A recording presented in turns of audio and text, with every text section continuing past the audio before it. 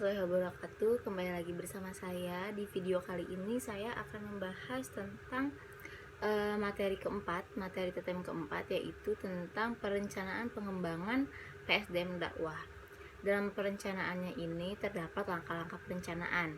Yang pertama, perencanaan strategis. Apa sih itu perencanaan strategis?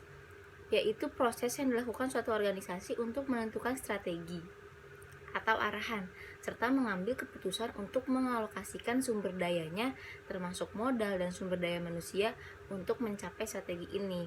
Nah, dalam perencanaan strategis ini berbagai analisis bisnis dapat digunakan, seperti analisis SWOT. Yang kedua, proses penyusunan perencanaan. Nah, apa saja proses penyusunan perencanaan itu? Yang pertama, ada merumuskan misi dan tujuan atau maksud dan sasaran. Jadi, harus kita rumuskan nih maksud dan sasaran kita itu apa. Yang kedua, memahami keadaan saat ini. Karena ketika kita memahami keadaan saat ini, nanti akan mengantisipasi kondisi pada masa yang akan datang. Yang ketiga, mempertimbangkan faktor pendukung dan penghambat tercapainya tujuan. Jadi dalam merencanakan sesuatu strategis, kita harus melihat apa faktor pendukungnya, apa faktor penghambatnya yang akan nanti kita bandingkan gitu. Lalu menyusun rencana kegiatan untuk mencapai tujuan dengan berbagai cara. Misalnya yang pertama, menyusun berbagai alternatif kebijakan atau tindakan yang mungkin dapat dipilih.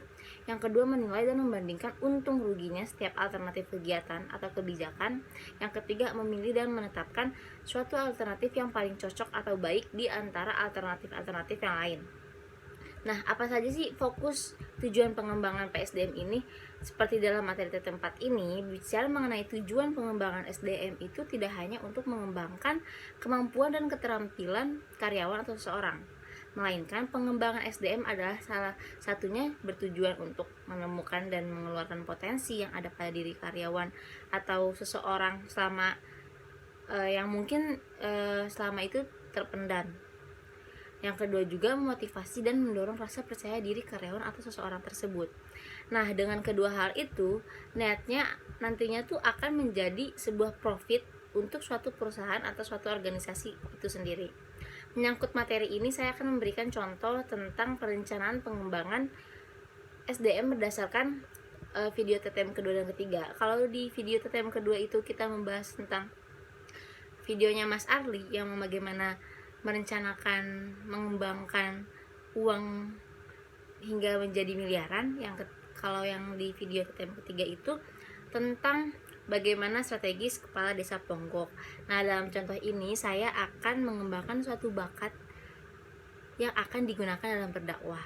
Kita tahu pada zaman yang sangat pesat ini, pada zaman 4.0 ini, untuk berdakwah itu sudah tidak ditemukan lagi kesulitan-kesulitannya seperti zaman dahulu ya. Kalau zaman dahulu berdakwah itu masih sembunyi-sembunyi, saat ini berdakwah itu dapat dilakukan dengan berbagai cara. Salah satunya menggunakan media sosial sebagai platform untuk berdakwah. Tetapi dalam contoh saya ini agak sedikit berbeda. Kalau orang-orang saat ini menggunakan media sebagai platformnya untuk berdakwah, saya akan menggunakan musik untuk berdakwah. Seperti yang kita lihat, musik ini sungguh banyak disenangi orang-orang, bahkan setiap harinya orang-orang akan mendengar musik. Nah, saya akan merencanakan suatu grup vokal yang isinya mengenai syair-syair Islami atau biasa disebut dengan nasyid. Jadi kalau misalkan musik-musik yang kita dengar ini berbau tentang romansa-romansa cinta atau galau, kali ini isinya itu adalah syair-syair Islami, syair-syair religi yang secara tidak sadar, padahal di dalam syair itu kita itu menyampaikan suatu pesan dakwah.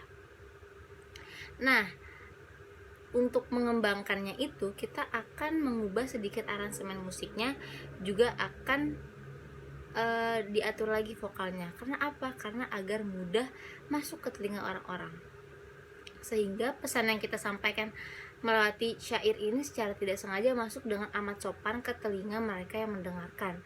Banyak orang-orang yang suka menyanyi dan yang mempunyai suara yang bagus. Nah, bagaimana kita akan memanfaatkan orang-orang yang suka menyanyi ini dan yang mempunyai suara sangat bagus ini untuk dilatih, untuk kita kembangkan.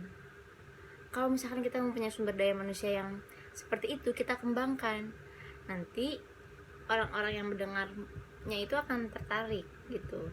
Nah, Setelah nantinya banyak yang mendengarkan, juga pastinya akan mencari tahu. Ini akan menjadi suatu kemajuan yang bagus untuk sebuah organisasi atau suatu perusahaan, sehingga akan meningkatkan value dan manfaat organisasi atau perusahaan tersebut. Nah, berbicara tentang pengembangan SDM ini banyak sekali manfaatnya di masa depan.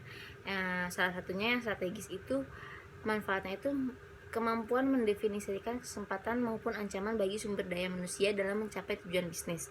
Yang kedua, dapat memicu pemikiran baru dalam memandang isu-isu sumber daya manusia dengan orientasi dan mendidik partisipasi serta menyajikan penjelasan perspektif.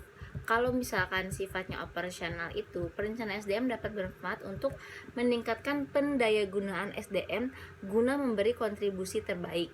Yang kedua, menyelaraskan aktivitas SDM dengan sasaran organisasi agar setiap pegawai atau tenaga kerja dapat mengoptimalkan potensi dan keterampilannya guna meningkatkan kerja organisasi. Mungkin untuk materi TTM keempat cukup sekian. Mohon maaf bila banyak salah kata. Wassalamualaikum warahmatullahi wabarakatuh.